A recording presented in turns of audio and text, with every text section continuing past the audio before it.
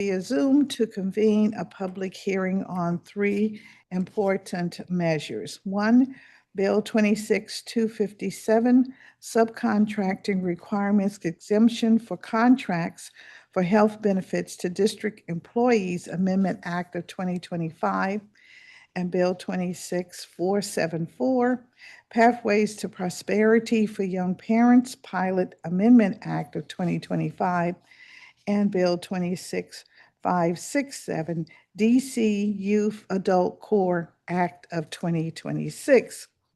The hearing is being streamed and recorded on the committee's YouTube channel named EAL Committee or on the DC Council website. The purpose of today's public hearing is to examine these bills and invite both members of the public and government to provide comment.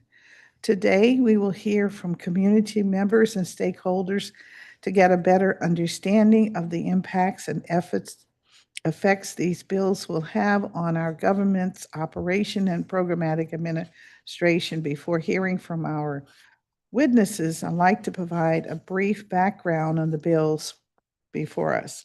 Pathways to Prosperity for Young Parents, Pilot Amendment Act of 2025 was introduced by Council members Brooke Pinto and Charles Allen. It establishes a one-year pilot program designed to expand economic opportunities for young adult parents ages 16 to 24 to be employed by local government agencies, nonprofits, and the private sector. The district would subsidize a portion of wages and encourage employers to provide long-term employment by entering into agreements with the district government. The second item, DC Young Adults Core Act of 2026, was introduced by Council members Lewis George, Nadeau, and Pinto, which establishes a DC Youth Adult Core program to provide recent high school graduates and young adults ages 17 to 24 with paid full-time service placements aimed at supporting district priorities. Specifically, this bill designates responsibilities to the Office of the Deputy Mayor for Education for the purpose of conducting oversight and policy guidance over the Department of Employment Services, who would be responsible for administering the program. And lastly, subcommittee requiring exemptions for contracts for health benefits to District Employees Amendment Act of 25 was introduced at the request of the mayor and extends the deadline to submit subcontracting plans for contracts involving health benefits for DC government employees and their families. Emergency legislation of this nature was enacted in 2025. The emergency bill expires on September 23, it expired on September 23, 2025, and the temporary bill will expire on April 5th, 2026. At this time, I'm recognizing colleagues that are here to have an opportunity to tell you how they feel about these pieces of legislation. And I would give them an opportunity, of course, to make their statements. All right, we have Councilmember Brooke Pinto, and thank you for being here, and the floor is yours. Wonderful. Well, thank you so much, Chairwoman Bonds, for holding this hearing today and all of your work and partnership to advance these important priorities through the council. And one of the bills that we're discussing today is a bill that I introduced called the Pathways to Prosperity for Young Parents Pilot Amendment Act of 2025. And this bill was one of the 24 bills that I introduced as part of my Prosper DC plan last fall to expand economic opportunities for district residents across the city. And I was thrilled to introduce this bill, which really creates a program specifically designed to expand economic opportunities for our young adult parents in the city. And as we've seen in today's competitive job market, where stable, family-sustaining employment is increasingly difficult to secure, our young adults already are facing significant barriers to obtaining the education, skills, and work experience that they need to succeed. And we see that young adult parents in particular have faced systemic barriers, including a lack of affordable childcare, lack of flexible job opportunities, and a lack of vocational training programs. And all of these barriers have made it harder to enter and remain sustainably in the workforce.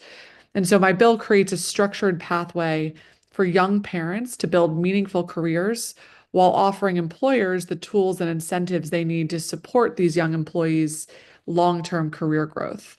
And so I'm hopeful that today's hearing will advance an important discussion about how the council can further ensure that every young parent in DC has the opportunity to build a secure and prosperous future for themselves and their future, and their children. And I'm excited to hear testimony today from all stakeholders, and I'm committed to working collaboratively with Chairwoman Bonds and with the public and with our agencies to ensure that this program can be implemented effectively and that young parents receive the support that they deserve. So thank you very much. And I'll hand it back to you, Chairwoman Bonds. Thank you very much for your very meaningful comments. All right, we will now turn immediately to our agenda of witnesses, and I'll ask you to, if you are here with us in person, if you'll take to the witness stand, and when you take your seat, you can always just turn the mic on, the red light will come on. Alexandra Helfman, Andre Galowitz, John Capozzi, who has just arrived, and I hope that I do a decent job with this name, Sankata Dasmus, who is representing the American Academy of Pediatrics. Andre Galvis is going to testify. All right, excellent. He has joined us. Okay, thank you. All right, we will begin with you, Ms. Helfman. Hello, Councilmember Bonds. Thank you for this opportunity to testify in support of Pathways to Prosperity for Young Parents Pilot Act of 2025. My name is Alexandra Helfand, and I'm a medical student at Georgetown University School of Medicine, where I'm also a health justice scholar. I'm a constituent of Ward 2 and proud to call DC my home for the past 8 years. I am here today because supporting young parents in gaining stable work is a powerful public health intervention that I urge you to support. By addressing unemployment among young parents, this program has the potential to improve the health of both DC parents and their children. Many young parents in the district face structural challenges that shape their health and economic stability. These challenges are disproportionately concentrated in Wards 7 and 8, reflecting broader social determinants of health, including poverty, housing instability, and unequal access to opportunity.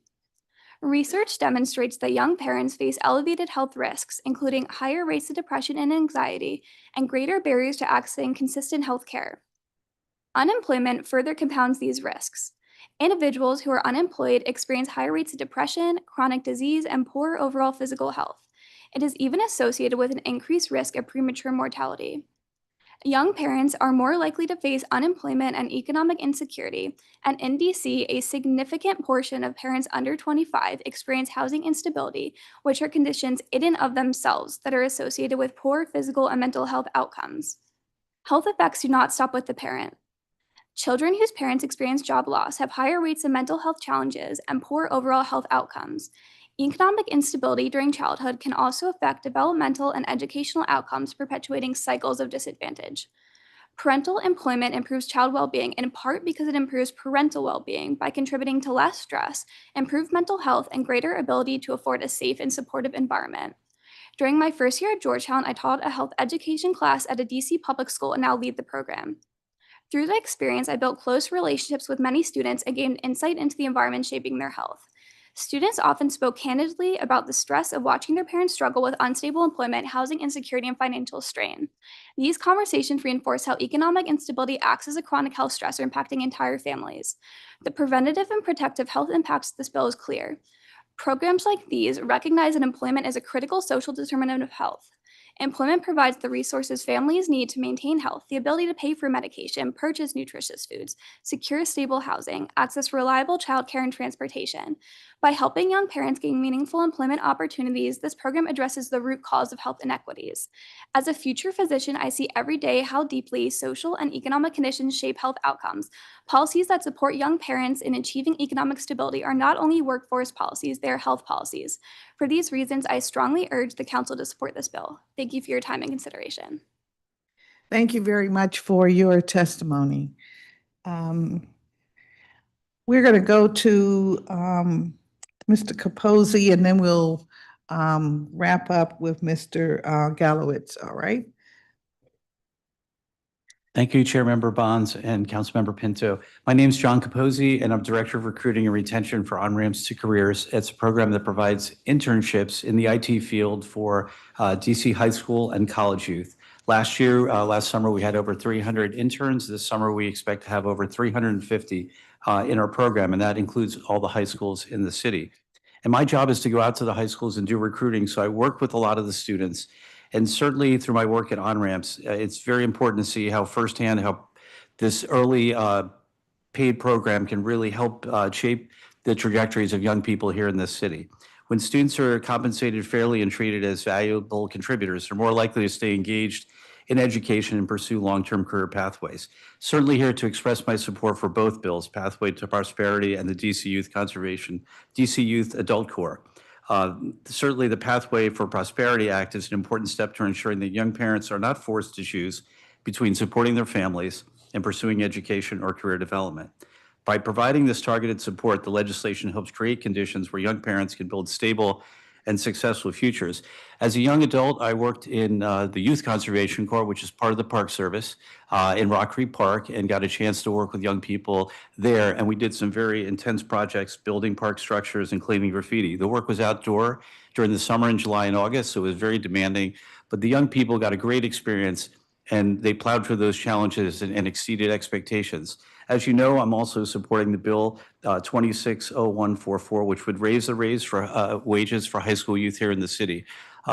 Recently, the DC prosecutor announced that she was going to go after punks here in the city that were going to be charged as adults. And that really concerned me, because if we can engage young people in meaningful employment, we don't need to go to the idea of bringing these young people in as adults and charging them with crimes. Ideally, if they get into a good program like this, they'll be able to go ahead and become productive, and we can avoid that. And I think that's really important to mention, because that is an aspect of what these bills do provide, is that pathway for young people to be able to be productive here in our city.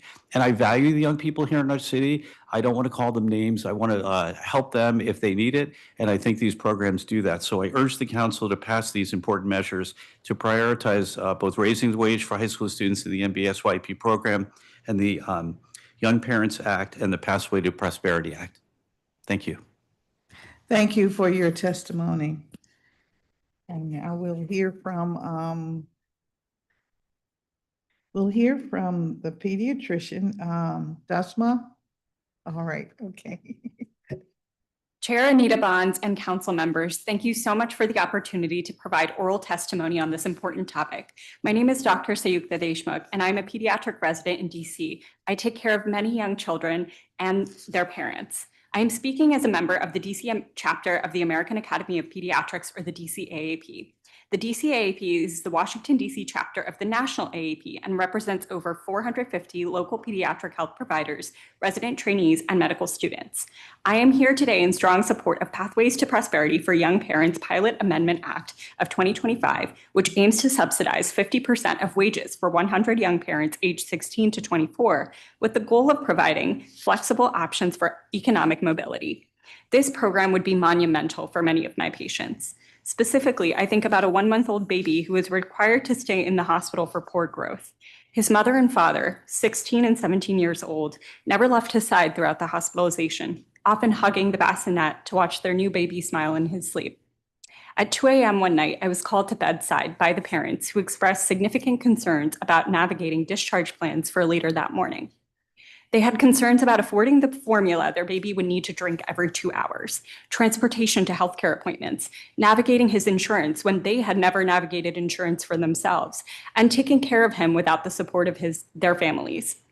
His dad was not in school, but also had not been able to hold minimum wage jobs trying to take care of their baby in the wake of new medical appointments. His mom was thinking about whether she could manage school, a job, and parenting. I thought about how we had done our job as medical professionals to address this baby's weight gain, but how could we support this new family further? This program, which would create opportunities with the flexibility needed to be a young parent, would help parents like this baby's thrive. His story is not unique. I take care of several young parents at the primary care clinic in Anacostia who face social and financial barriers in addition to the stresses of becoming a parent. In fact, the literature shows that young parents experience high rates of residential mobility, limited financial support, and decreased access to childcare.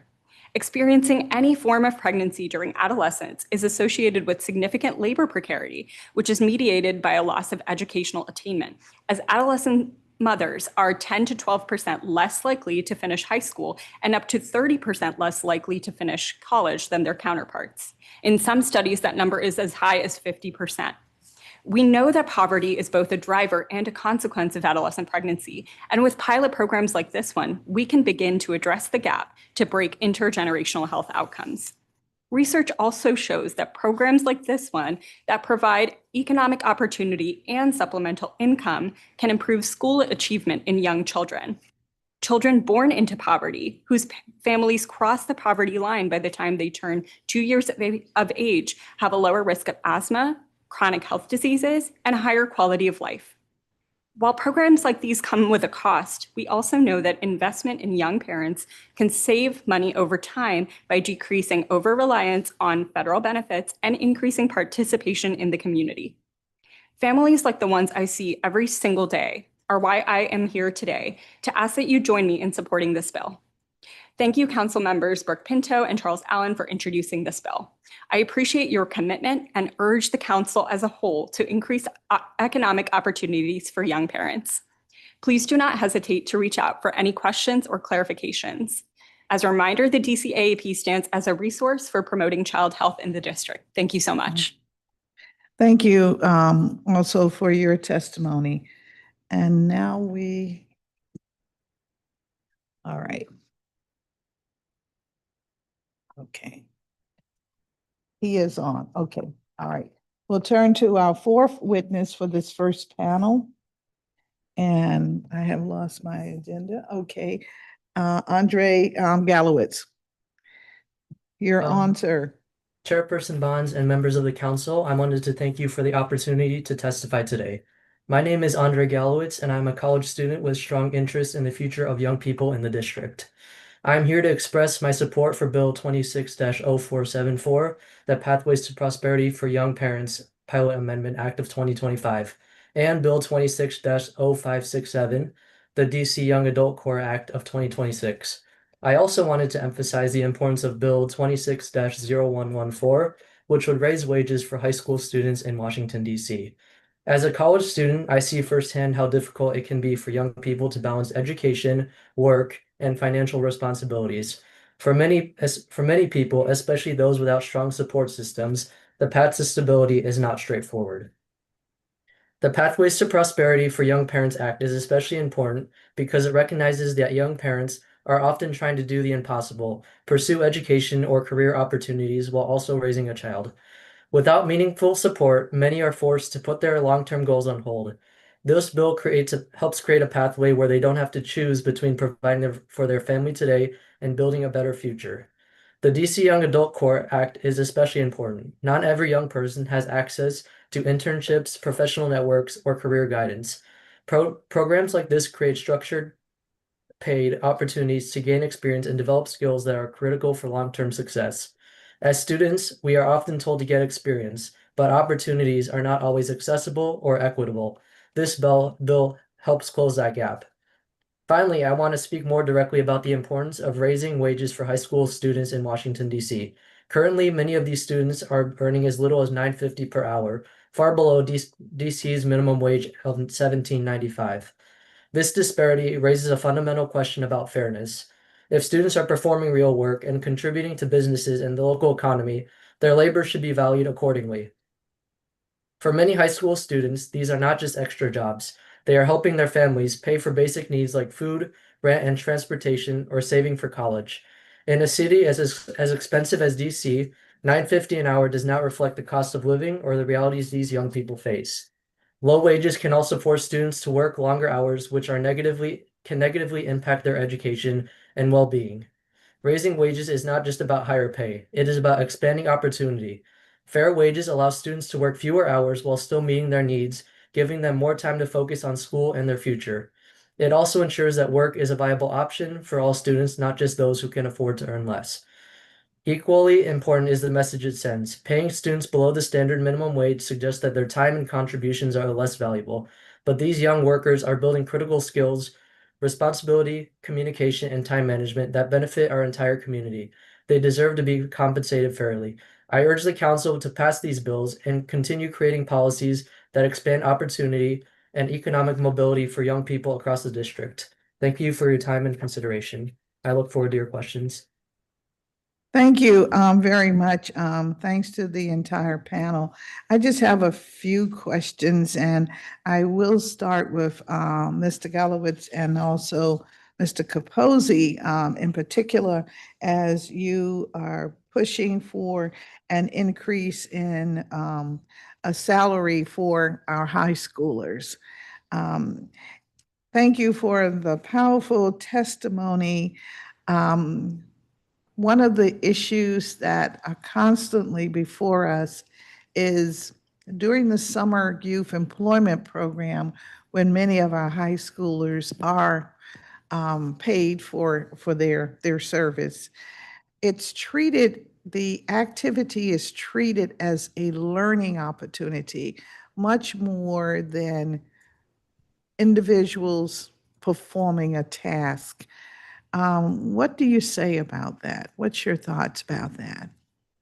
I guess with the internships that we have, the IT internships, these are skilled students, both high school and college, that are actually contributing to the organizations and companies that they work with. In terms of a training opportunity, $9.50 an hour is still well below the minimum wage here in the city. And what happens is that young people will forego the opportunity of this kind of career opportunity, as a training opportunity, as you mentioned, but they'll go and get a job at minimum wage somewhere, which is no issue, in terms of getting work experience. But is that really going to help their careers down the road, whether that's going to college or, pursuing another career outside of high school, outside of college? And so in order to get young people to do that, that makes sense. And plus, engaging young people, they know that when you pay them $9.50 an hour, they are not being valued in the same way. And so that's where they want to participate less, which means, unfortunately, young people who don't participate might get in more trouble. And that's what we want to avoid. We want to value their work, and we want them to participate fully. Thank you for that. And I do understand the concept of internships. And it does make sense to me that internships should be valued at a higher monumental amount than, let's say, participation in a training program or a program where it's more of a summer activity. We do have youth programs operating during the school year, and they are considered internships. But I believe that they are paid at also maybe, well, it's certainly less than the minimum wage amount. Mr. Gallowitz, what do you say about that? The difference between internships and the basic summer training programs? So I'm in agreement with Mr. Capozzi.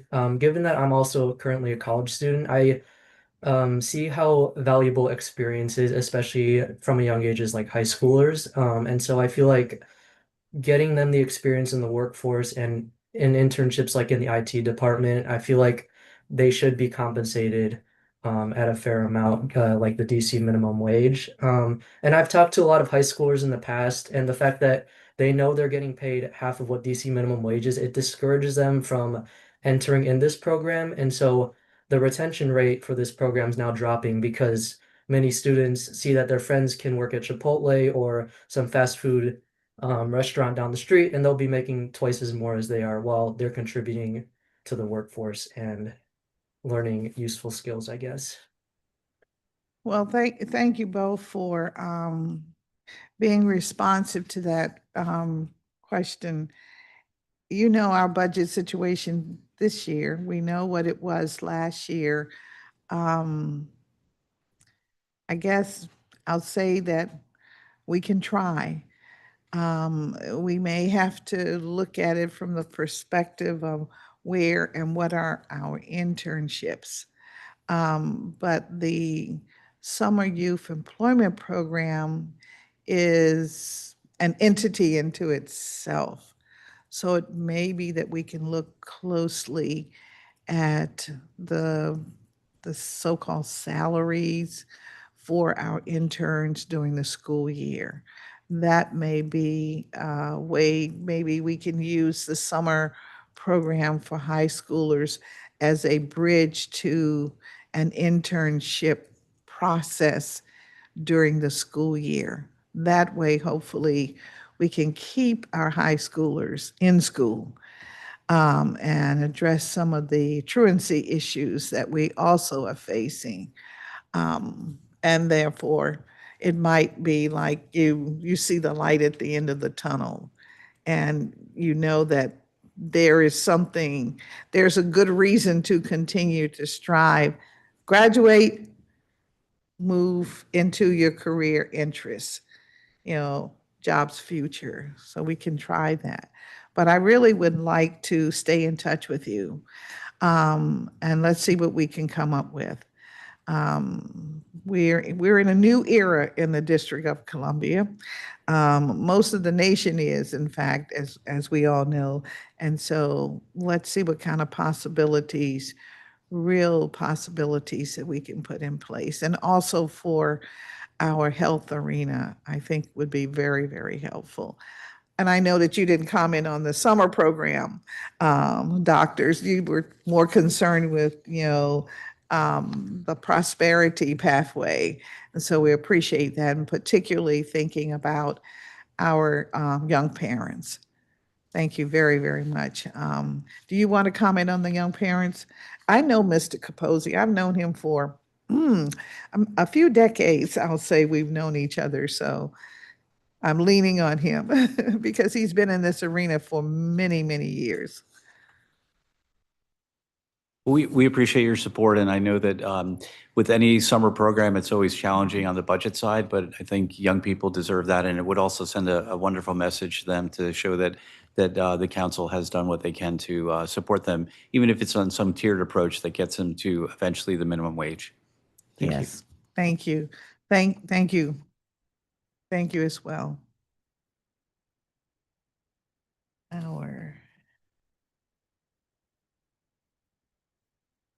Okay, that's it. All right. Our next group of public witnesses, Shira Markov, Amy Dumas, and that's it. Those are and they are on, I'm sorry.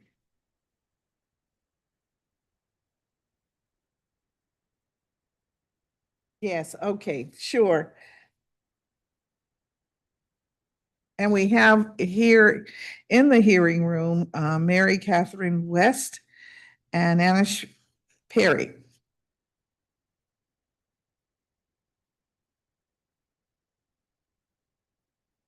From the DC Action Program. Thank you very much. I think we have your testimony. Yes. Please begin when you're ready.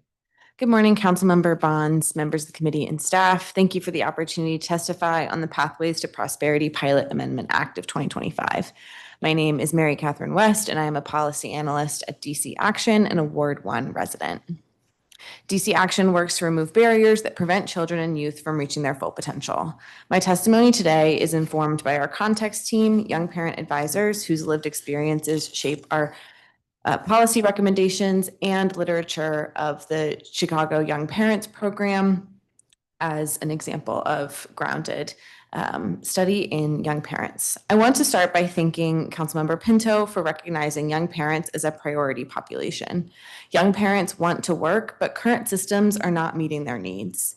In 2023, DC Next found that 64% of young parents wanted to work more hours, and 35% of those not employed were actively looking for work. Young parents are motivated, but face high barriers to accessing and retaining jobs that meet their families' needs. For this pilot program to succeed, it must go beyond a wage subsidy alone, but address the conditions required for young parents to sustain employment. First, the program must prioritize young parents with the highest barriers. This bill does not clearly define how the 100 young parents will be selected. First come, first served, or application-based systems risk excluding those who face the greatest challenges, including housing instability and homelessness, language and documentation status, educational attainment, or involvement in the justice system. DOES should partner with partnering agencies and community-based organizations to design a referral and selection system that prioritizes those with the highest barriers and assesses each family's needs at baseline and makes a plan on adequately addressing those needs. Second, employers must be held accountable. A wage subsidy alone is not enough. Employers must be trained to support young parents in the workplace and be held accountable for creating flexible and responsive work environments. Third, wraparound supports must be guaranteed, not optional. The bill currently states that supportive services may be provided, but childcare, transportation, and ongoing mentorship are essential to success. As one parent shared, even if you find childcare, the hours may not match up to your work hours. How am I supposed to do that? Another young parent said, if my baby is sick, I don't know what to tell you.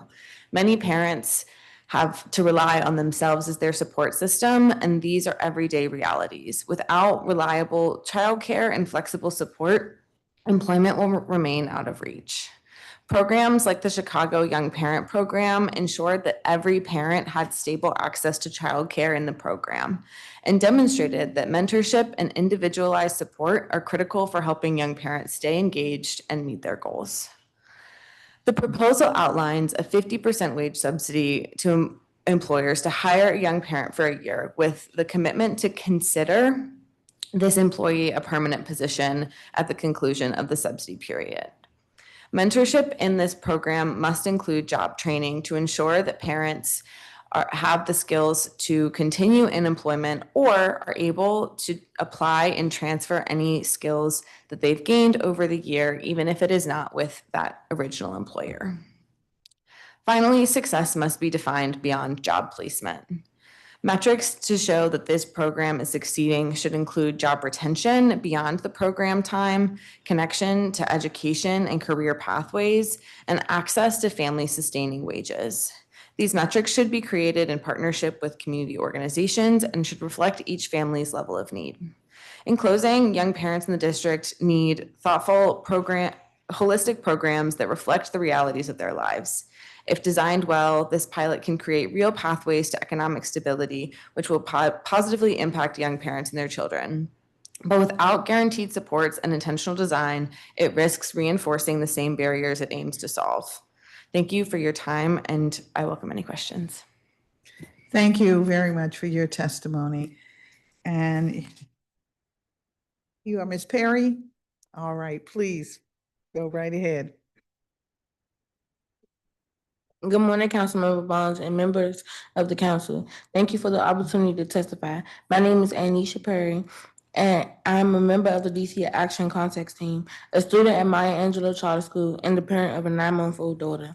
I support this bill because young parents face real barriers to employment. When you are young and pregnant or have a child, many employers hesitate to hire you. They worry about attendance, childcare, and whether you can fully commit. As a result, many of us are not given a fair chance to prove ourselves. This program could that it would allow young parents to gain real work experience, build our resumes, and show that we are reliable, committed workers. But before this program to actually help young parents, it must be designed with our input and reality in mind. First, transportation support is essential.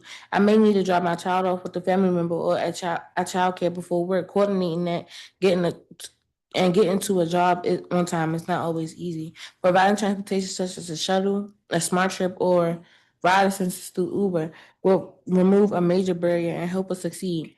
Second, participating employers must be supportive and understanding. Young parents are balancing work and parenting, often with little support. Sometimes parents have to stay up all night with their kids, but even though we are exhausted, we show up because we need to provide for our children. Employers should know that as parents, we are motivated and determined, and they should encourage us. I also want to raise important questions about the structure of the program. What kind of jobs will be offered? Will they provide meaningful experience and real skills? In my experience with SYEP, a lot of the work felt like group activities or volunteering rather than true job experience. I enjoyed it, but after I didn't feel like I gained skills I could put on my resume or use in the future.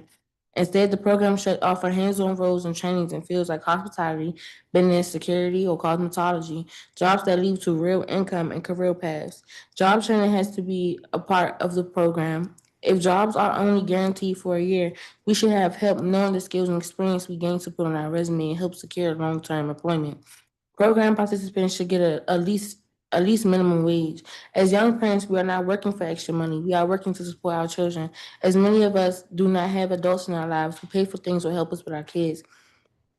It is good that the council is looking at young parents, seeing that we need help, and trying to create opportunities for us. But to truly succeed, this program needs to have more input from young parents to make sure that it has what we actually need to succeed. Thank you for your time and consideration. Thank you very much for your testimony. Do we have some waiting? Okay, all right, okay. And we have two virtual witnesses.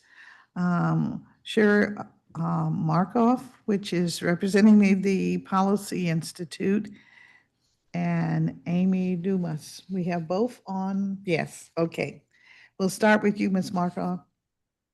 Yes, good morning, Chairperson Bonds and members of the committee and committee staff. Thank you for the opportunity to testify. My name is Shira Markov, and I'm the Director of Economic Policy at DC Fiscal Policy Institute. I'm testifying today about the Pathways to Prosperity for Young Parents Pilot Act and the DC Young Adult Core Act. DC FPI is pleased to see the Council focusing on increasing and improving employment opportunities for district youth early in their working lives.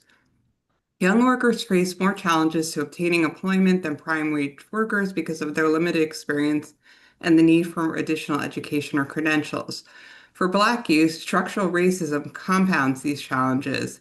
Inequitable policies have resulted in a greater likelihood that young Black DC residents experience poverty, homelessness, the foster care system, and the carceral system, all of which can be significant barriers to employment.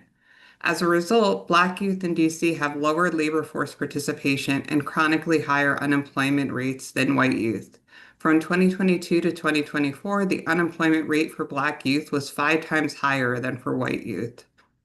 The disadvantages Black youth experience in their early careers are likely to reverberate throughout their working lives. Research shows that unemployment between ages 16 and 23 can lead to reductions in wages that are still evident when workers are in their 30s or even early 40s. The fiscal and social costs of chronic youth unemployment and disconnection are also significant, including higher rates of substance use, worse health outcomes, and increased criminal activity. The full cost of youth disconnection to the economy has been estimated at over $775,000 across the lifespan. The district has several youth-focused job programs, including the Summer Youth Employment Program. However, data on racial disparities in youth employment indicate that current programs are not sufficient to prepare Black young adults for success in DC's labor market. The district needs new comprehensive approaches that directly address the barriers many young residents face to employment.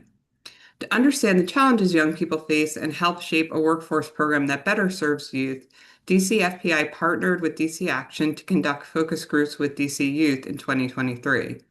One key finding was that youth want well-paid, year-round work experiences that support their career trajectory and feel that the existing workforce offerings fall short. Based on the findings from these focus groups and additional research, we developed a proposal for a youth jobs guarantee designed to eliminate involuntary unemployment among young workers.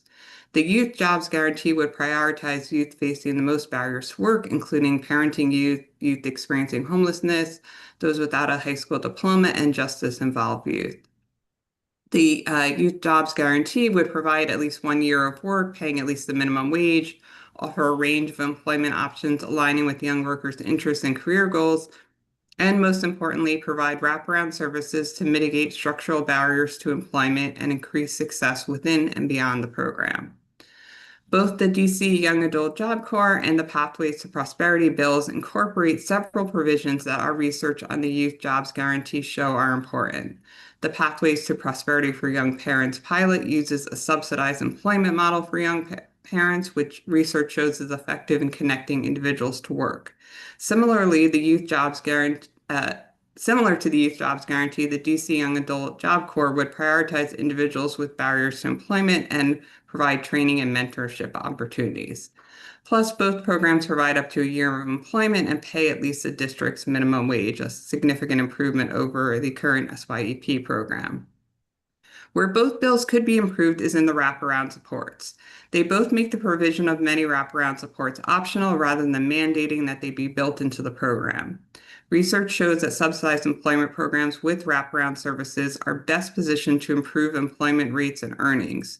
For young adults facing barriers to employment, wraparound services like transportation assistance, housing assistance, affordable childcare, and direct cash for emergencies are not nice to haves, but rather essential to their program participation and success. In closing, DCFPI supports the Council's focus on improving workforce programs for youth with barriers to employment. I urge the Council to incorporate robust wraparound supports that mitigate the structural barriers to employment young people face in workforce programs. Finally, I ask the Council consider supporting a youth jobs guarantee, a comprehensive approach to youth workforce development that would eliminate involuntary unemployment among young workers and connect them with a meaningful, high-quality job. Thank you for the opportunity to testify, and I'm happy to take questions. Thank you very much for your testimony. We'll now hear from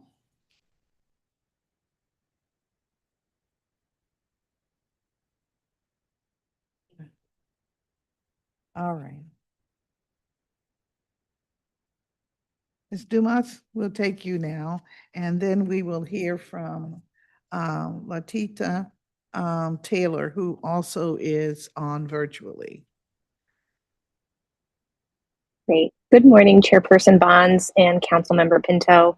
My name is Amy Dudas, and I'm the Senior Advisor for Career Readiness at DC Action. DC Action convenes the Youth Economic Justice Coalition, which comprises youth development providers, research and policy partners, youth and community leaders to develop career readiness policy priorities that will improve economic mobility outcomes for Black and Brown youth in the district. First, I'd like to commend Council members Lewis George, Nadeau, and Pinto for introducing the DC Adult Corps Act of 2026 to offer new opportunities for the district's young people to access quality early work experiences, develop industry-specific skills through work-based learning, and receive individualized support through coaching and mentoring.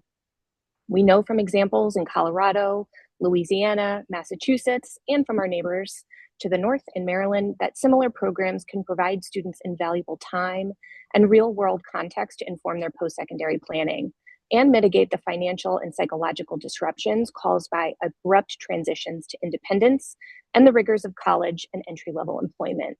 In fact, national workforce advocacy partners at Jobs for the Future see programs like the Adult Job Corps as a piece of a broader strategy they call the Big Blur, or the radical restructuring of education for grades 11 through 14 by erasing arbitrary dividing lines between high school, college, and careers. DC Action supports the visions of DC Young Adult Corps Act, but recommends strengthening the program design to meet district students where they are in terms of academic engagement. It should include the seamless integration of wraparound supports for inclusive access and should more explicitly integrate quality work-based learning standards. Specifically, we recommend additional specification of approvable community or public service sector areas and areas of focus. So through DC Action's out of school time and youth economic justice coalitions, staff shortages are often named as a challenge across the district's youth development nonprofit sector. With additional clarification, this bill could serve to strengthen the district's infrastructure of community-based care by connecting OST or youth development program participants with a seamless pathway to leadership, early work experience, and skill development. Youth should gain academic or professional credentials or certifications as part of their participation in the Young Adult Core program with quality work-based learning standards. It should be amended to ensure cohort-based learning includes curriculum aligned to the skills and knowledge needed for relevant subject area of civil service, the incorporation of real-world industry-relevant examples, projects, and case studies, performance-based assessments to evaluate participants' skills and abilities and how they align to the career field of choice. It should also remove high school or equivalency requirements. Educational disengagement without a secondary credential is a significant participation barrier for thousands of the district's young people and is especially prevalent among chronically unemployed youth. It should require ongoing training and thorough vetting of host employers to ensure they receive instruction on the core components of positive youth development and are well equipped to provide culturally competent support for their youth employers. I have a number of other suggestions included in my written statement. Thank you for prioritizing the introduction of new and innovative approaches to strengthen students' post-secondary pathways. I'm happy to answer any questions you may have. Thank you. Thank you very much. Yes, you have submitted a directory for us. Thank you very much for that. All right, we'll now hear from Ms. Taylor. Okay, Ms. Taylor, you need to accept the panelists' invite so we can bring you on.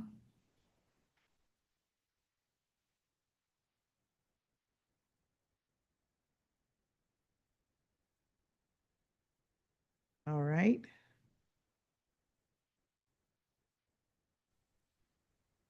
Hello, I'm currently at work, so I will not be coming off my camera. All right, well, we'll take your testimony. Okay, thank you. First, I want to start off by saying thank you, Councilmember Bonds, for the opportunity to testify on the Pathways to Prosperity for Young Parents Amendment Act. My name is Latia Teller, and I am born a Washingtonian. I became a mother at 21, and I am a member of DC Action Context Team. I'm truly driven and ambitious, but I am someone who grew up not having any dream because I was a child growing up in survival mode. I didn't grow up having like a dream car or career up until now because you could take what you could get. I care about helping others because out of the several case managers I had growing up, I had one case manager that was for housing, but assisted me through everything. Like school, she was the first person to explain taxes to me and help me file my taxes for the first time, even though that wasn't in her job description. I always want to see someone thrive in all aspects of life, not just in one topic, not just a job or just housing, but the whole umbrella. My experience is why I advocate for young parents in the district. Up until recently, my daughter's school had been a challenge to me staying at a job. When she changed schools, there had been a wait list for aftercare, and it led me to leaving a job because I didn't have anyone consistently picking up my child. And if she was sick or anything like that, I would have to call out. Then I would be losing money since my paycheck was smaller, and that impacted my income heavily. I ended up having to get a different job. I had a friend who also got hired for a job, and they really wanted to work it. It was everything they needed with the schedule and everything. But the distance of the job was too far. They didn't have a car. They were going to have to pay for lifts, but to get there it was like $30 or $40. So that's like 60 or 80 a day from going there and back. So imagine a week. It's like you're almost paying yourself just to be at the job. My first question about this program is, what young parents will be accepted into the program? Is it first come, first serve, or what requirements would young parents need to have to apply? And how would they determine that? Some parents may not fit the qualifications for education or something above that nature. When designing this pilot program, what will all the supports look like? I think they should definitely provide young parents with transportation support. They could provide smart trip cards that could be reloaded monthly. But if the program had the like if you guys have the budget for lifts, then that's probably would be better. In general, there is no such thing as a flexible schedule when you are a parent. Even with your child in the school system, you could have the most perfect schedule that aligns with the school, and your child could get sick, and now you have to call out of work. I think the employers would need to be more lenient with that and have a plan to manage it, like having a certain number of absences or providing documentation. The program will also need to have a case manager for the young people to have direct contact with. Having a mediator in situations with the employer will really be helpful because they can help speak on the young person's behalf, but could also help the young person understand the other perspective. The timeline of the year-long program is beneficial.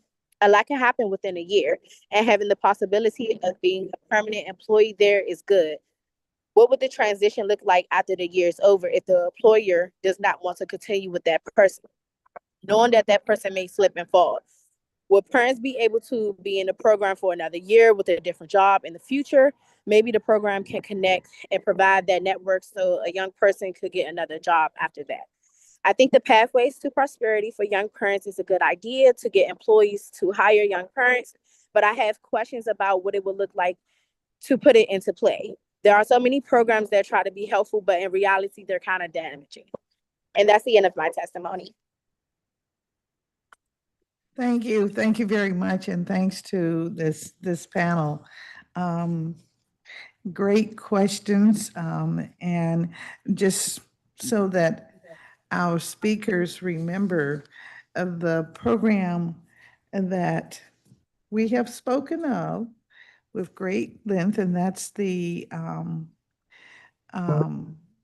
Young Adults Core. It has two provisions in it that will help us understand to some degree how the program will unfold. One, the Deputy Mayor for Education would make the policy guidelines. In other words, would take into consideration selection of participants, budget for transportation, whether or not the employees would be lenient, as an example, case management, et cetera, et cetera. And then the Department of Employment Services would actually administer the program. That is, manage the enrollment and the processing, make sure that we have the lenient employers on board. So just want to put that on the record. I have been joined by one of the authors of the bill, so I would like to make sure that Councilwoman Janice Lewis-George has an opportunity to say even more about these important programs. And thank you very much for joining. Thank you so much. Thank you, Chairperson Bonds and the committee for holding this hearing today, and to all of the public witnesses testifying today. I'm here to speak in support of B26-0474, the Pathways to Prosperity for Young Parents Pilot Amendment Act of 2025, as well as B26-0567, the DC Young Adult Core Act of 2026, which I introduced alongside my colleagues. I'm really glad we're having this conversation because these are exactly the kind of investments we should be making in our young people. I do want to start by acknowledging, I know that we don't have DOES or the Deputy Mayor for Education with us today. I understand that there were scheduling challenges. And so I do wish we had the opportunity to engage with them directly, but I do appreciate that both agencies submitted written testimony, and I look forward to continuing the conversation with them as we work through the details of implementation. We talk a lot about workforce development in the district, but if we're being honest, there are still too many young people who finish high school and don't have a clear next step. Not because they don't have potential, but because the options in front of them aren't always structured, supported, or connected to something long-term.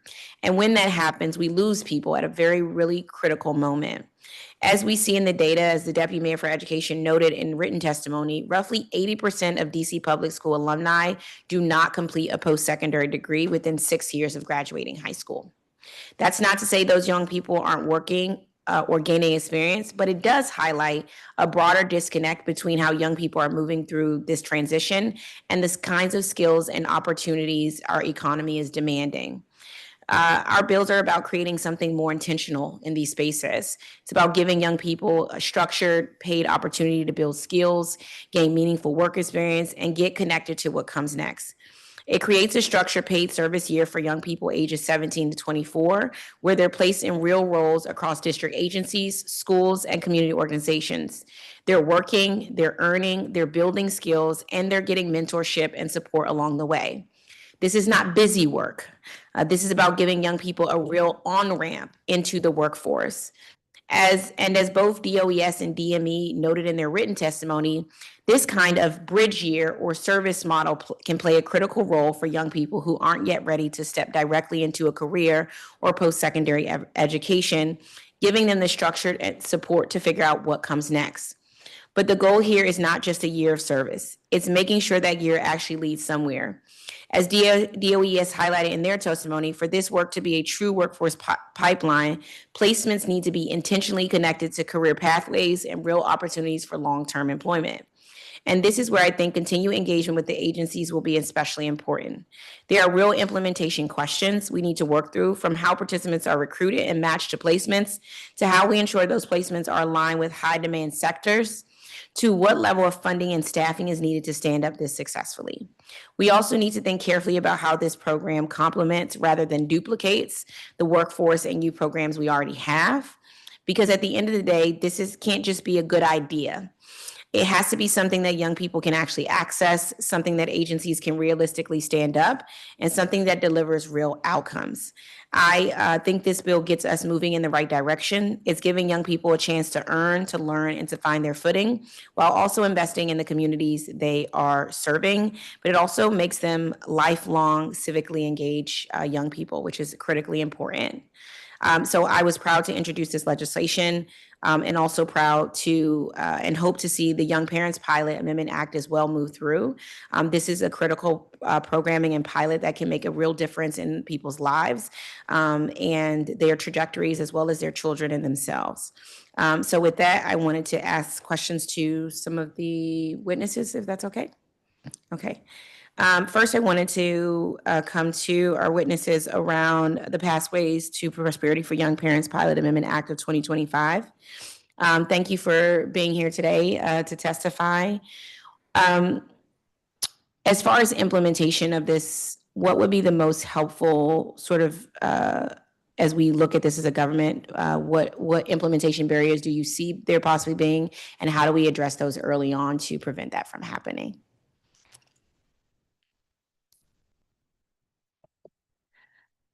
Thank you. As far as implementation, the first thing that when we discussed the bill is the selection process. There are thousands of young parents in the district and 100 spots.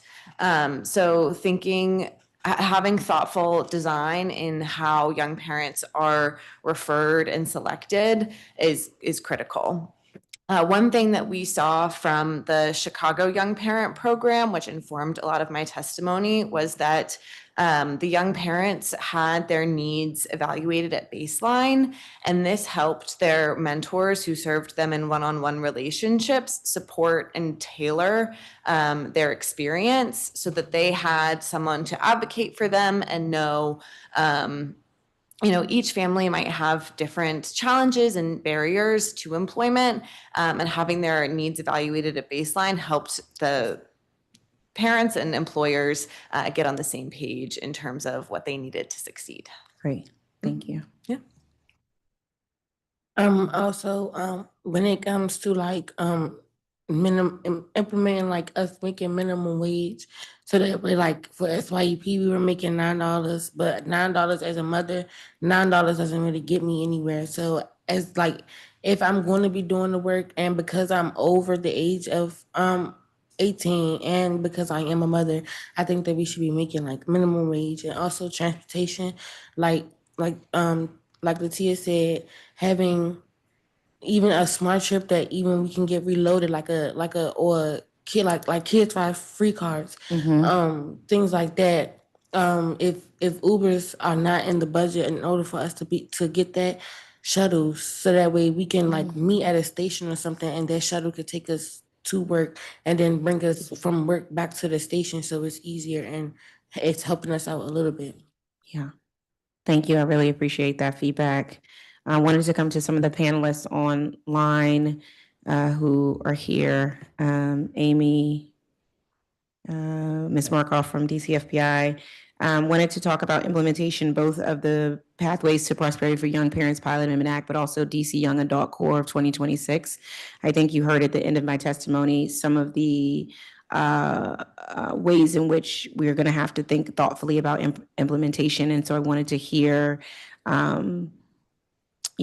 what you all foresee as implementation challenges outside of just funding, which we know is the big elephant in the room of challenges. But outside of that, what other implementation challenges do you foresee, and how do we be proactive about addressing those? Thank you so much for being here, Councilmember Lewis George. I think one of the biggest challenges here will be making sure that host employers are really vetted, and that we have folks who are invested in ensuring flexibility for young workers throughout both of these programs. I will just point in my testimony, there is a great assessment that can be used to try to help set this up within the program at the beginning, called the pilot assessment. Just thinking about how positive youth development can be integrated into the design of this program. And that also gives a baseline of how we talk to employers in the program about making sure that young people are really well supported.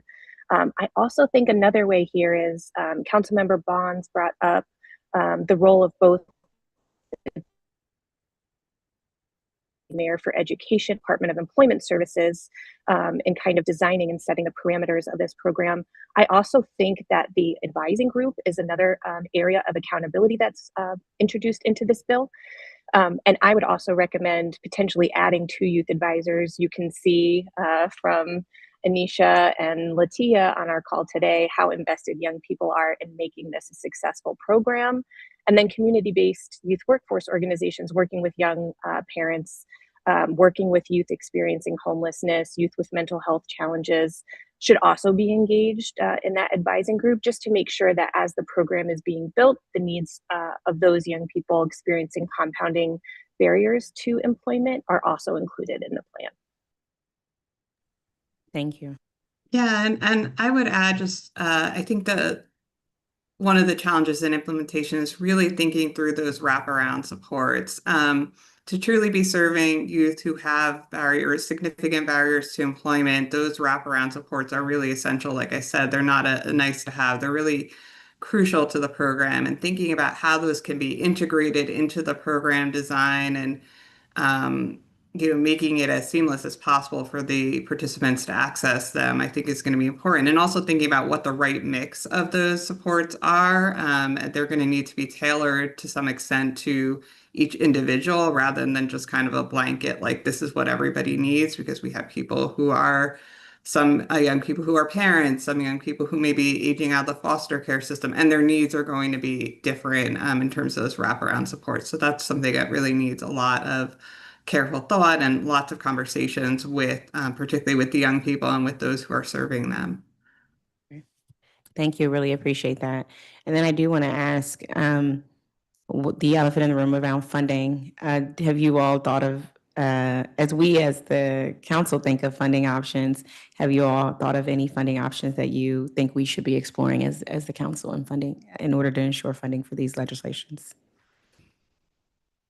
If not, it's okay. Go ahead. This is all you should. I don't think we have a specific funding mechanism for this program. In general, we certainly support a lot of revenue raisers that would, in general, provide more funding for important programs. So the business activity tax is one of them, wealth proceeds tax. So there's a number of different options that are on the table, but we don't have a specific funding mechanism for this particular program. Awesome. Great. Great. All right. Well, thank you so much. Thank you to all the witnesses, and thank you again to Councilmember Bonds. Thank you. Much thanks to the witnesses, and I must say that I'm very intrigued by these programs, and I think working with my colleagues, we might be able to come up with pilot information, pilot resources, but it sounds like this can be a breath of fresh air approach to getting our young adults into the marketplace. So I'd like to have the ability to look a little deeper, and I'm sure I'll get a little push from my colleagues, and that's good. We can push and pull together. What do you think, Councilwoman? I agree. All Completely right. agree. So I think both programs have great potential. And hopefully, in talking with the managers of the various operating programs, we can come up with a process that would make sense. And because I think the funding may already be in place. That's my impression.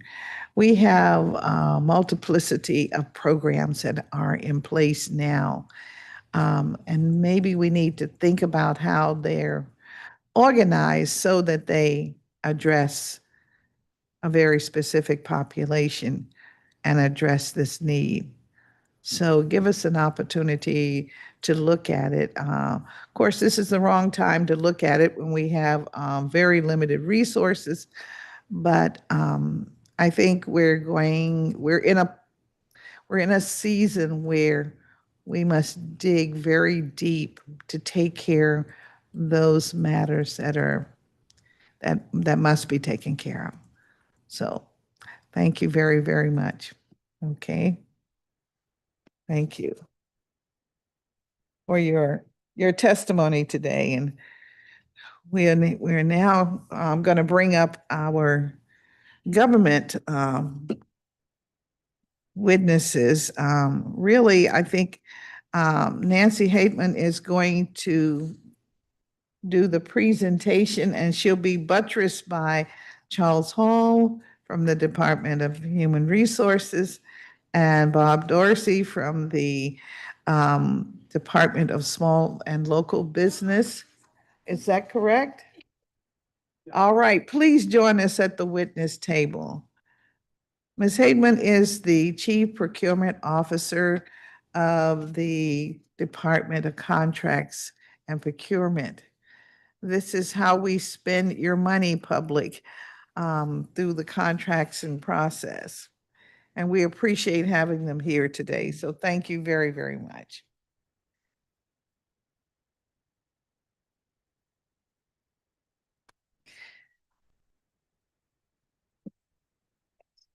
Yes, I can.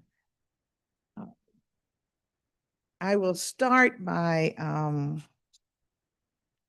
taking a moment to thank our public witnesses profusely for their testimony and ask them, if you have not to date turned in written testimony, we need it.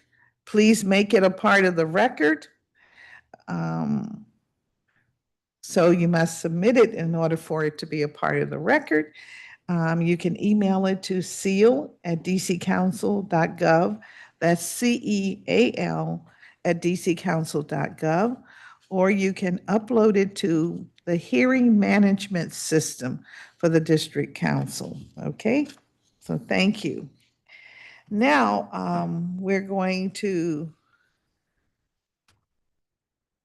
talk a little bit about the government witnesses that have presented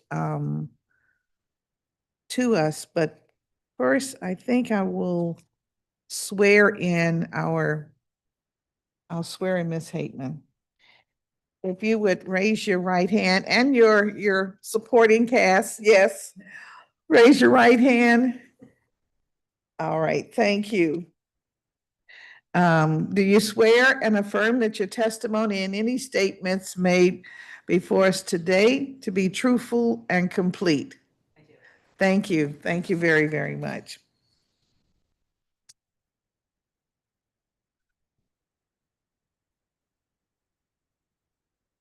Okay. All right. So we also received testimony, as you may know, from, and this is for the record, from let's see, we have first the Director of the Department of Employment Services, Director Morris Hughes.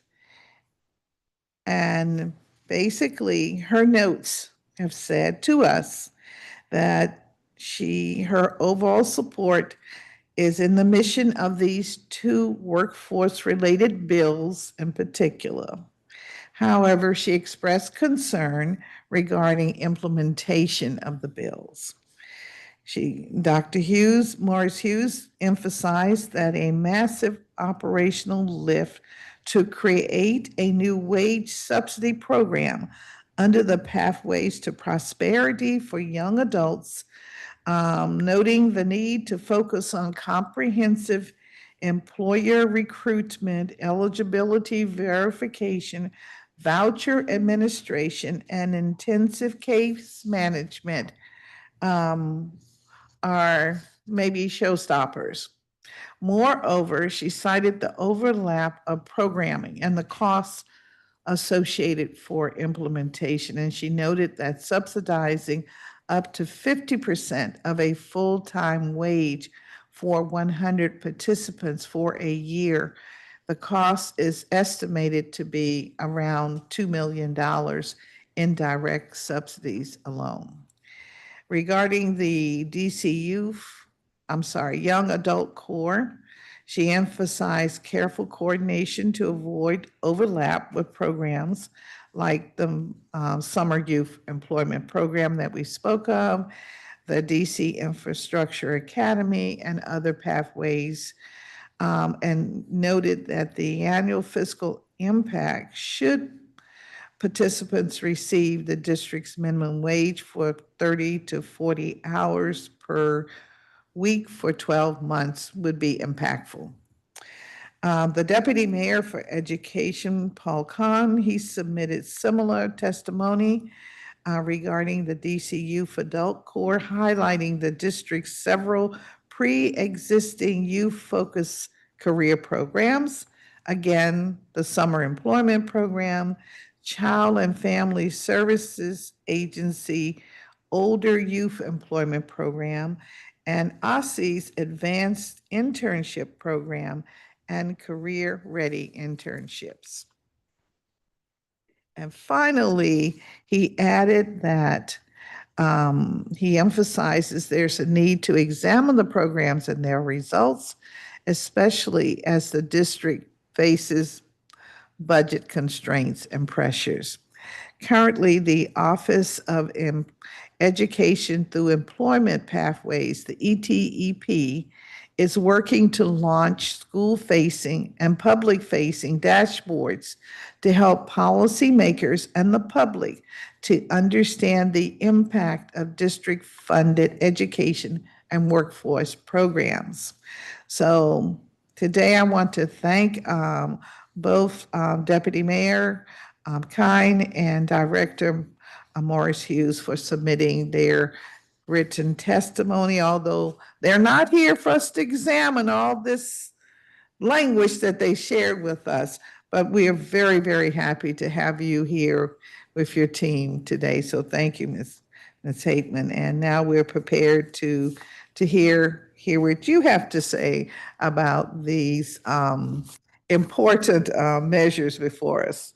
So please proceed. Okay, good morning, Chairwoman Bonds and members of the Committee on Executive Administration and Labor. I am Nancy Hateman, Chief Procurement Officer of the District of Columbia. I am joined here by my colleagues, Charles Hall, Director of the DC Department of Human Resources, and Bob Dorsey, Chief of Staff at the Department of Small and Local Business Development. Thank you for the opportunity to testify regarding the subcontracting requirements exemption for contracts for health benefits to district employees Amendment Act of 2025. This legislation is essential to ensuring continuity, statutory compliance, and operational accuracy in the district's employee health benefits procurement and contract administration. To provide context, the Office of Contracting and Procurement attempted to recompete the administration of health benefits for district employees in 2023 and again in 2024, but both solicitations were canceled. To prevent any lapsing coverage while the procurement was reset, the existing contracts with Aetna, Care First, Kaiser, and United Healthcare were extended for 1 year through December 31st, 2025. Prior to issuing a new solicitation, a significant administrative challenge arose regarding mandatory subcontracting requirements.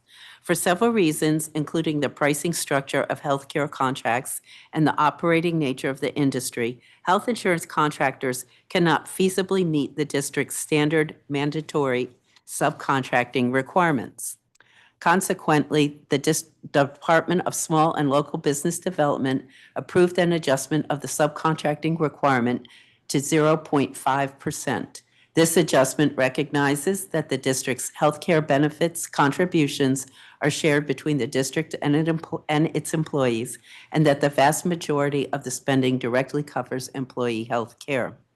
However, even with this adjusted goal, the district identified a critical risk of offeror noncompliance tied to submission requirements for subcontracting plans at the time of proposal closing. This risk is directly informed by the Contract Appeals Board decision in the protest of Conduent State Healthcare LLC. In the Conduent decision, the board strictly ruled that an offeror must submit a fully compliant subcontracting plan prior to the district accepting the submission of the proposal. If a proposal fails to include a compliant plan at the time of submission, it must be rejected as non-responsive.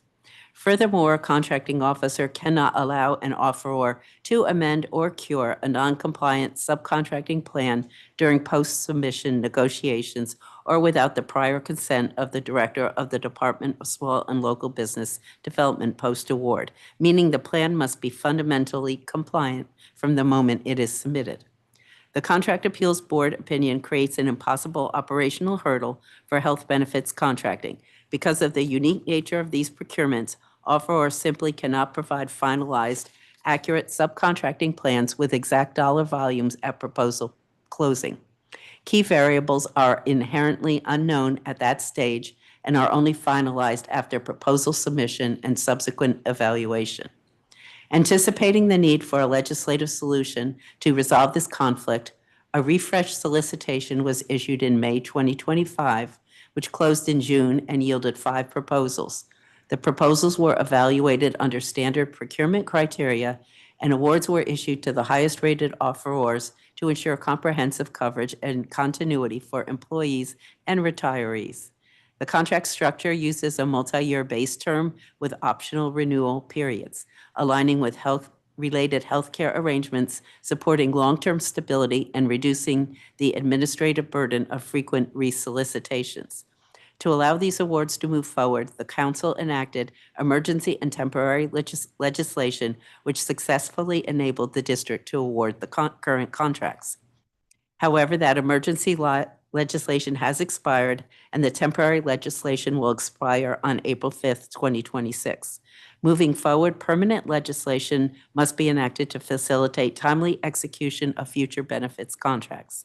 The proposed legislation provides a targeted exemption that allows the submission of subcontracting plans prior to the commencement of the performance year.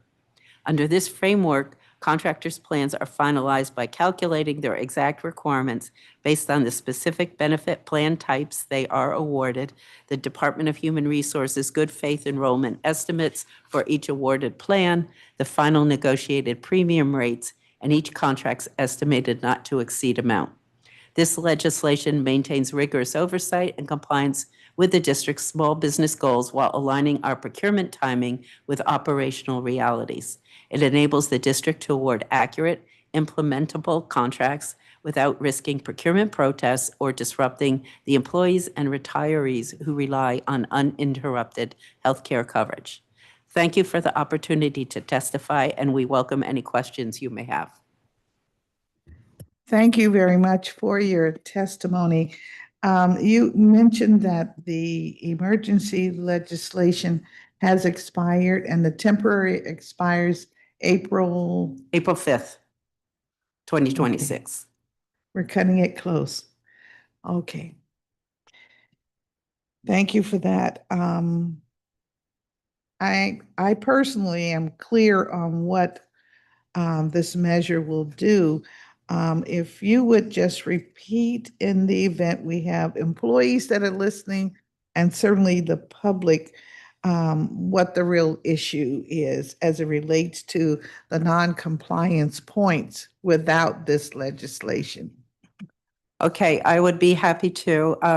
In every contract, we are required to have our certified business enterprise subcontracting. Normally, that goal is 35% unless we receive a waiver from the Department of Small and Local Business Development.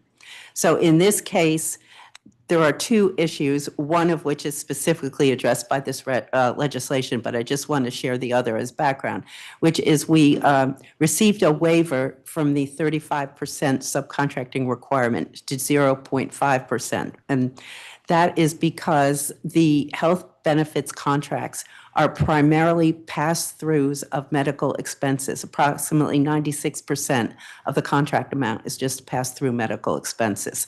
So there was not the opportunity to do 35%. The Office of Contracting and Procurement had discussions with the Department of Small and Local Business Development about what a percentage would be that would be achievable by the contractors. And so we received the waiver for to include a requirement of 0.5% subcontracting. However, that was not the issue that required legislation, but that's part of the background. The other part was in the law right now, contractors, when they submit their bids or proposals, are required to submit a plan indicating how they are going to utilize certified business enterprises to meet the subcontracting requirement.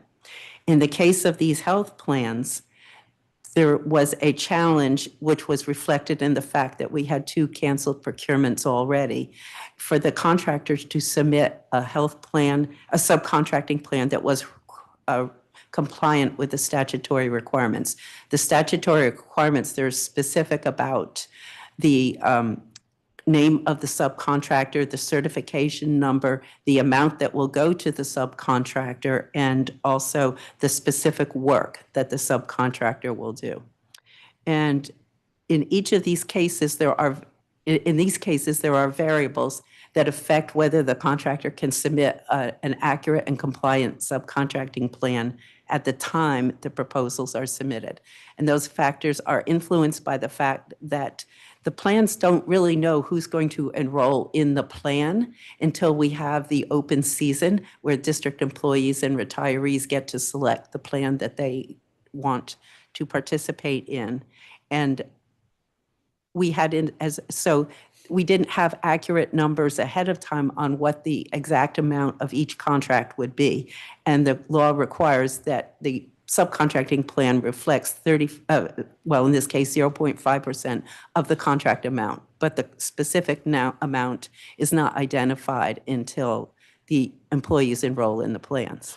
However, in the past, the arrangement had been that OCP and DSLBD would get these information and resolve some of the discrepancies after the open enrollment season. But when we looked at that, we realized that was not 100% compliant with the legal requirement.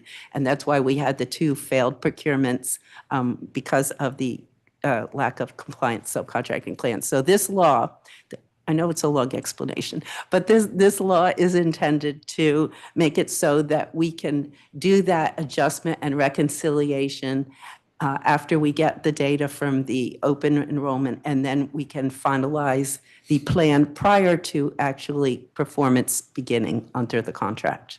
So there would be a plan, it's just changing the timing of when the plan must be finalized. Thank you for the reference to changing the timing, because I'm sitting here and I'm thinking, well, then why do we start the contract process before we have open season? Why aren't we waiting until open season is completed? Well, the answer is we would not have a plan to participate in an open season, so I get it. So thank you very much. I thought it would be worthwhile because there are other people other than myself that have that question. Yes. Thinking yes. about how open season fits. Thank you very much. Does this mean that with the exemption that it makes this particular contract more costly? It does not change the cost structure of the contracts. The contracts are based on actual actuarial evaluations done by an expert and engaged by, on behalf of DCHR and through them. And I'm sure Director Hall could explain more of the details of that, but the rates are based on the employees, the number of employees we have, the population, their health. Those are kinds of things that an actuary judges. So it's based on general information as opposed to the specifics. Okay. Well, they get certain information in the solicitation about our population, general information about maybe the age and the various breakdowns of the population of the district employees and retirees that would participate. Exactly. So for any health provider that's competing for a contract, they have access to the same demographic information about the employees? In the procurement, we provide the same information to all of the participants so that they are operating from the same page. Same, okay, Mhm. Thank you, thank you.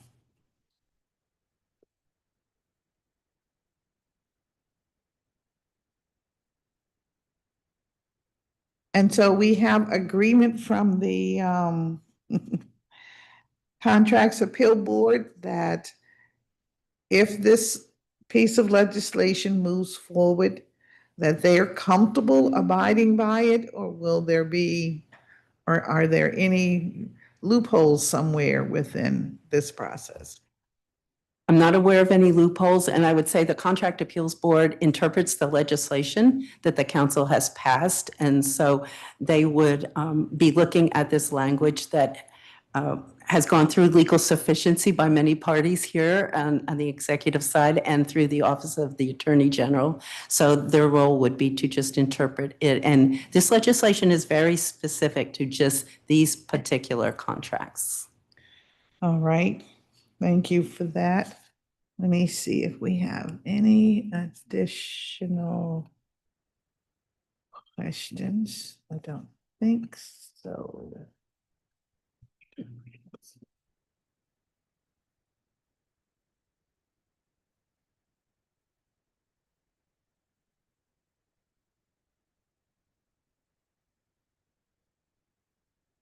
So moving forward, does this proposed legislation actually improve the procurement process for future years of health benefits?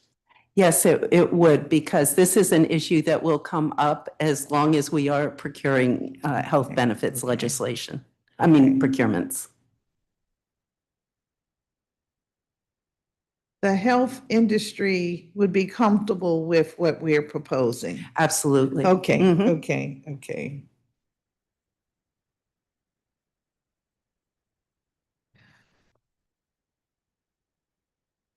Well, thank you for your comments on this bill. Out of curiosity, I wanted to ask you about the two other bills. And I wanted to ask from the perspective of contracts, because when we talk about wraparound services, et cetera, and if we are thinking that these bills may go forward, I would imagine wraparound services may be at least $1 million, if not more. And wondered if you have some thoughts about that. You heard some of our witnesses, particularly talking about transportation, um, free transportation from the perspective of smart card or a lift or a that process. What kind of resources are we thinking of when we talk about, let's say, 200 or 300 individuals receiving a compository of wraparound services, transportation? Are we talking 250,000? Or are we talking 1.5 million? Just trying to get a sense of what we might be spending and whether or not that would require some sort of contractual arrangement. I would say that I don't have any insight onto how much we might be spending, but whatever wraparound services are not provided directly by district staff would be done through contracting, most likely. And I know there's other programs in the district that provide transportation, or in some cases we can provide smart cards, or we even have engaged other shuttles or various other transportation methods, but they all would be contracted, and they would come with whatever prices are applicable at the time. And right now with transportation, especially in fuel oil prices, it's probably really hard to predict what the costs would be specifically. Yes. But any wraparound services will probably be involve some level of contracting. Okay, great, because I'm thinking it sounds like we may need case managers, mental health counselors, just for starters. And then to Mr. Hall, we're talking about half salary. Do we need to think about internships, or how would we pay this half salary? You have any thoughts on that? I don't have any thoughts on it at the moment. I know that Director Morris Hughes would definitely have some insight here as it relates to how she currently operates the workforce development programs. But I do think that it's worth looking into whether or not an internship is the correct way and what that pay or salary scale would look like versus the proposal to do minimum wage. I know that we all know where we are fiscally. We have to figure out what's best. And at the same time, balance it with what's going to be beneficial for those who will participate in these programs. Yes, I guess I'm thinking about the summer employment program and how those young people are paid, but they are paid at a sub-minimum wage level. So I was just curious if human resources would get involved in if we were paying full salary or partial salary, and whether we would pay, let's say if you work 40 hours a week, we pay 20 hours full salary. And you see what I'm trying to understand, how we might do this. Is it possible? Well, of course, everything's possible, but is it likely that we could come up with such a program? And I see it as a way to really lift these individuals up and give their households a start and a fair start. Yeah, I agree with you that it's an opportunity to lift the individuals who participate.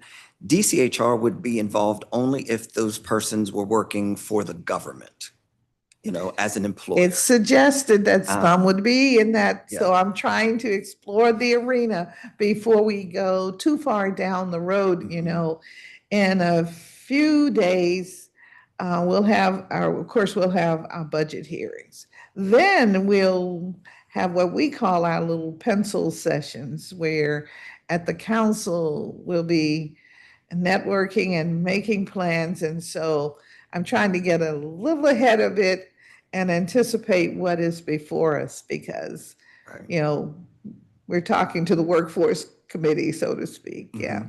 Yeah, I think that there'd have to be some discussion on what it looks like. So if persons are working for private employers and the government, how do we make it equitable for everyone that's in the program? I knew Some it. private employers may be able to afford a little more, the government might be able to I afford a knew little it. more. But if it's one program and all of the participants are in that program, we definitely want to think about how can we make this equitable for everyone who's participating. Thank you. I want us to think about it beyond the socialism of this, because that's what this is. We understand that. And so how do we, if possible, if likely, what would it really look like, the mechanics of it? So that's why I was inquiring of that. And of course, Ms. Dorsey, you're going to have to think about these approved. Do we need a different category of approval of employers that participate in? I can anticipate that they would say, well, if I'm going to participate, maybe I get 2 additional points or 5 additional points. I mean, let's talk about the real world and how they perceive government resources.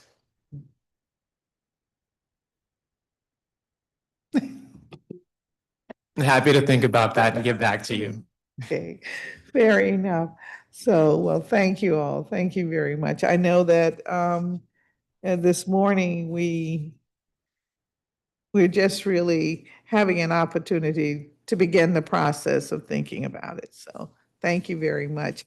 I will send a little note on these 2 programs to your agencies and see if we can get some real background in anticipation, and particularly if we move forward.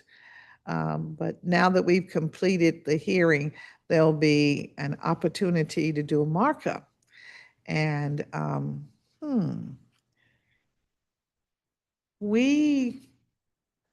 today, it's too late, it's after 12. If it were before 12, we could do, and it could be on the agenda. So you don't have to worry about the next 2 weeks, but I'm sure it's going to have some legs, so to speak, I suspect. But thank you very much for that. Okay, all right. My boss here says that we are okay. So thank you to everyone who participated in today's public hearing, and particularly I want to thank the government witnesses very, very much. From this hearing, we've had the opportunity to highlight where gaps remain and to ensure that we are aligned, effective, and responsive. If any member of the public would like to submit written testimony, again, please upload it to the hearing management system of the council or email it to CEAL@dccouncil.gov, and that's CEAL@dccouncil.gov. The hearing record will remain open for 5 business days. That is until Friday, April 3rd at 5 p.m. And with that, this concludes our hearing today, and thank you again to everyone. The time is 12:17. p.m., same day in which we started.